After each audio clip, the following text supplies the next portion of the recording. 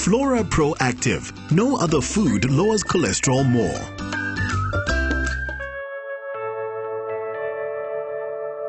Actually, not the biggest fan. But for many, this guy finds commonplace around that morning cup of coffee, amongst friends, and especially around those who are stressed. But what if I told you they also come with numerous health problems and in extreme cases, death? Isn't it time that you left this smoky little friend behind?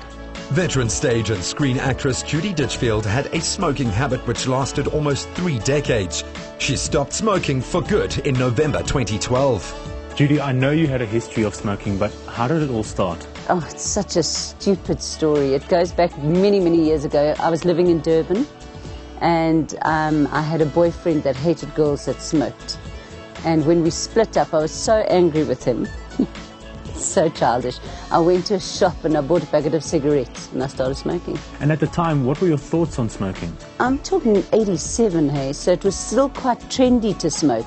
People hadn't really realized how bad it was for you, so there were still adverts making it very glamorous, and it was still a cool thing to do. No one really realized the impact it had on your health. Tell me about your previous attempts to give up smoking. I stopped first time properly when I fell pregnant with my first son, who's now 23, but I started again after he was born. When I fell pregnant 5 years later with Tom, I left it at 1 a day. I just couldn't give up completely, which made me feel terrible.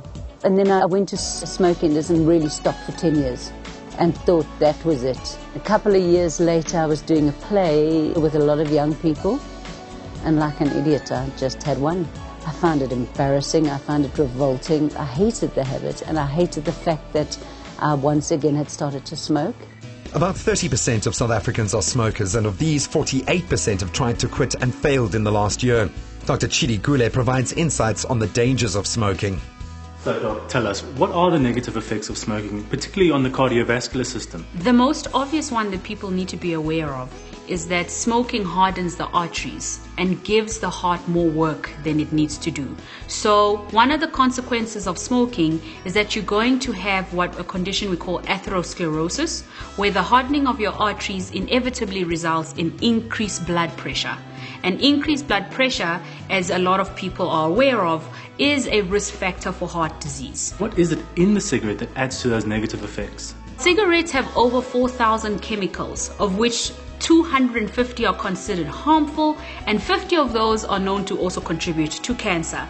So in a heart disease sense, what people need to be aware of is nicotine, which is one of the chemicals found in cigarettes, is known to overwork the heart. The second chemical that's quite toxic is a chemical known as carbon monoxide, because one of the things that carbon monoxide does very well is displace oxygen in normal cells, including blood cells that supply the heart.